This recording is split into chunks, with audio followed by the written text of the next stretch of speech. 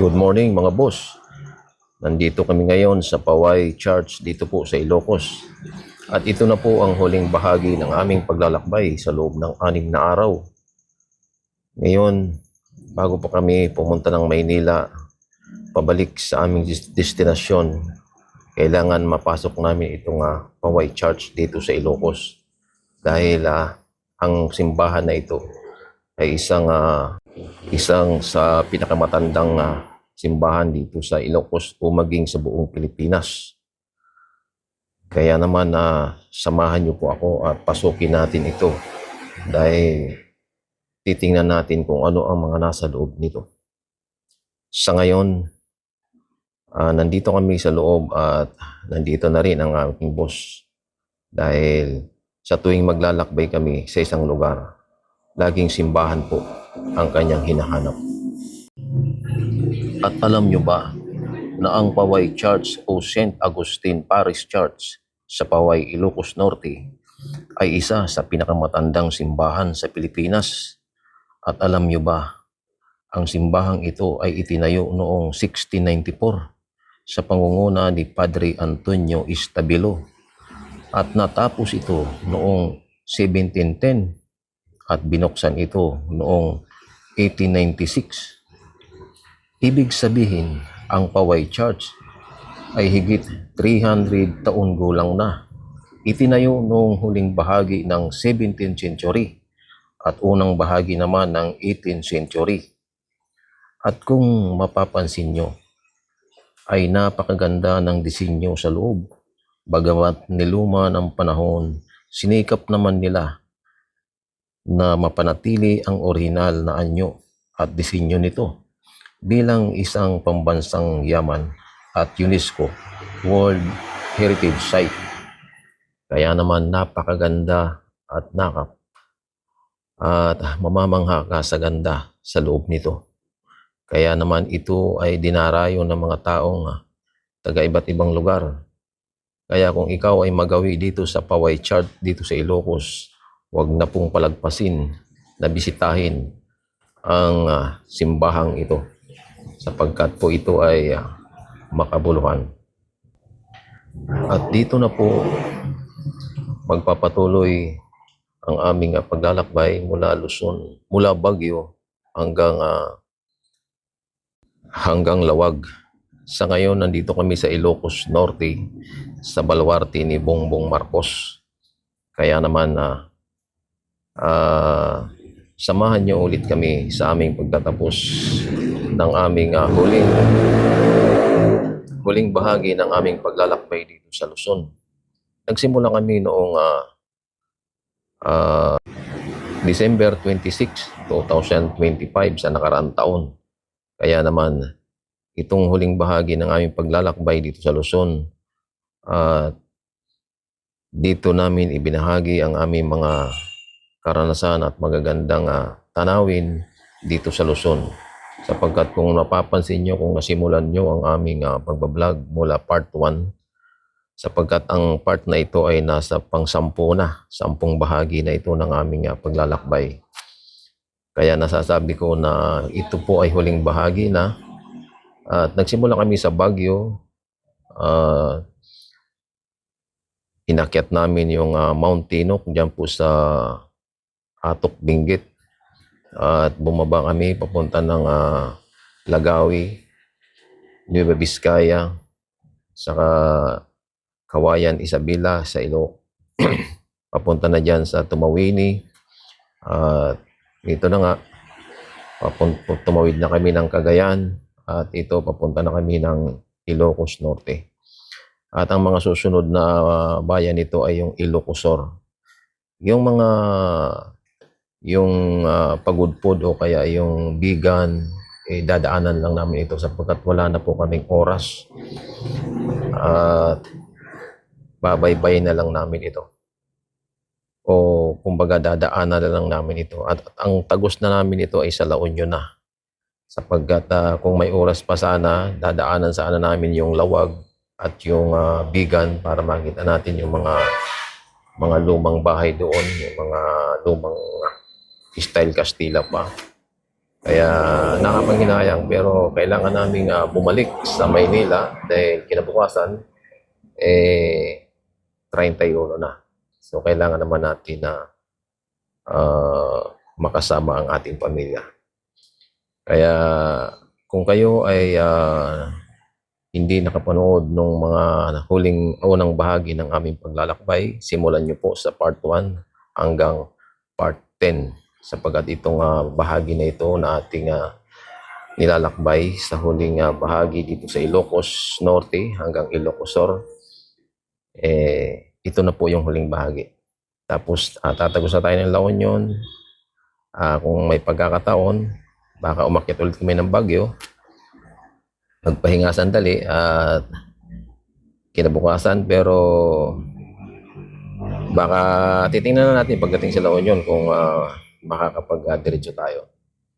Pero antabayanan nyo po ito. At dito mas marami pa tayong makikitang magagandang tanawin dito sa Ilocos Norte. So sa ngayon maibabahagi ko itong lugar na ito dahil hindi ko ito inaasahan na mararating ko ito dahil sa aking boss. Siya po ang may gawa nito dahil matagal na itong naming plinano na lakbayin namin itong buong Luzon. So ngayon natupad na. Kaya ito sobrang nakaka-proud dahil narating ko rin ang lugar na ito sa loob ng 6 na araw. At ang pahinga lang namin dito ay kakain, tapos pagdating ng gabi matutulog, kinabukasan biyahe na naman. At mayroon pa rin kami pagkakataon dito na i-stop kami sa isang lugar dyan po sa Claveria, Cagayan. Mayroong dyan, mayroong magandang beach dyan, yung tinatawag na Blue Lagoon. So mayroon kaming nakitang malalaking isda dyan, pero hindi namin nabili kasi sobrang laki. Ay, hindi kayo kamagin. Talawin niyo na tayo. Alaw nyo na nga ito. So, labas na tayo ng Ilocos Sur. Oo. Laon nyo na. So, 4 na oras na lang, 161 kilometer pa.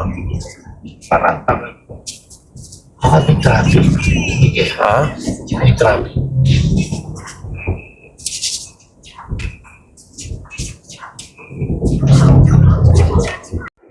So, nandito na tayo ngayon sa bahagi ng La Union.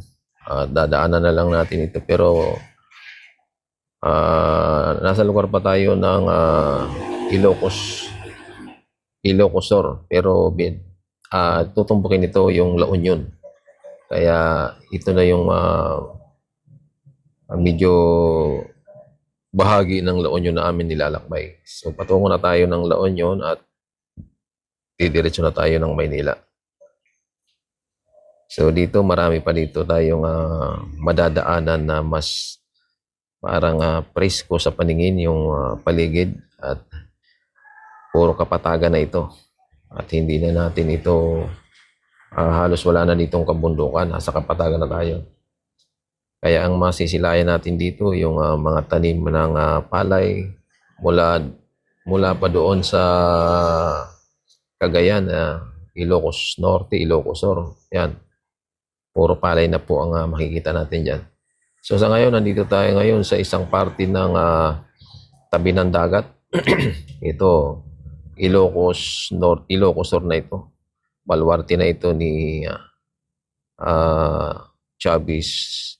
Chavit Singson.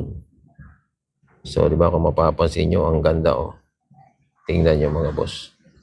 Ang ganda, di ba?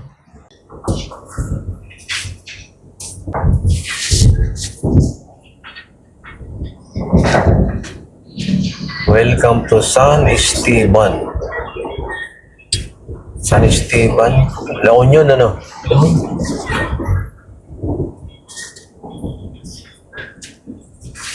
Gilid ng dagat pala ito, oh. Yan mo. Gilid ng dagat.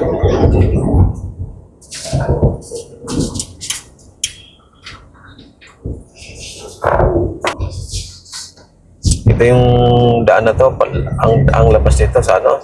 Tagilian Road. Hindi. Sa ano? San Fernando. Doon yun. La Union.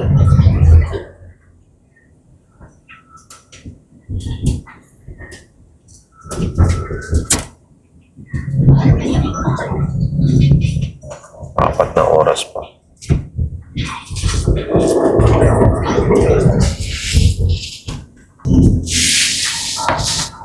Ganda ng daan.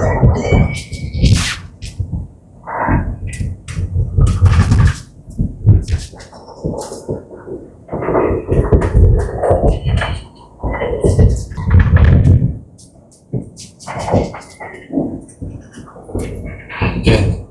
Alam na natin saan galing yung mga buko. Oh, Hindi galing na ano. dito na yan sa ano? Sa Cagayan. Ay, hindi, mga galing yan doon. Pero mga bukuhan dito, banda sa ano? Saan? Pangasinan. Wala yun. Saan gagaling yun? Layo na. Ito ba? Ito siya magaling Quezon.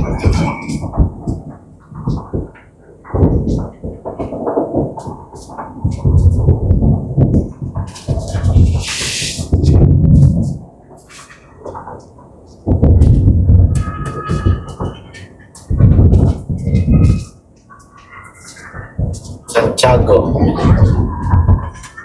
Santiago, Ilocos Sur. Ilocos pa rin. Nabasa ko lang dyan. Alam ko lumabas na tayo ng Ilocos Sur. Oo, nag-ano na nga eh. Thank you ka magina eh. Baka ano lang yun. Cooperative.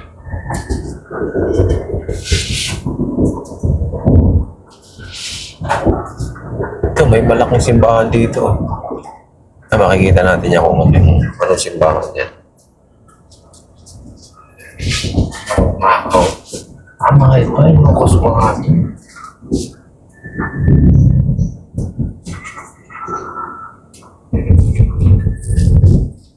Yan, kabayanan ng Santiago. Santiago. Ilocos Sur.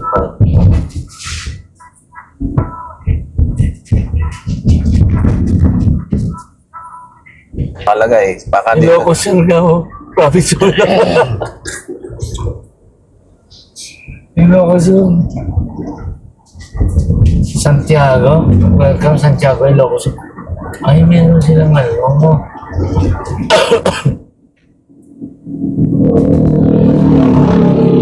Meron silang mga arko pagka pumapasok ka. Oo. Ilocos Sur.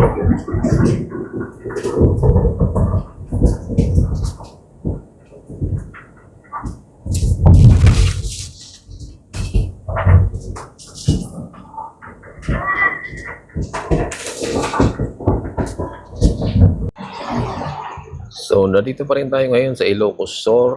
At palabas na po tayo. Papunta tayo ng La Union. Kaya hanggang dito na lang yung ating pagbablog sa huling bahagi ng ating paglalakbay dito sa Luzon. Maraming salamat sa iyong pagsubaybay. At kung kayo po ay hindi pa nakapag-subscribe, mag-subscribe na po kayo. Paki-like and share naman ang video ito.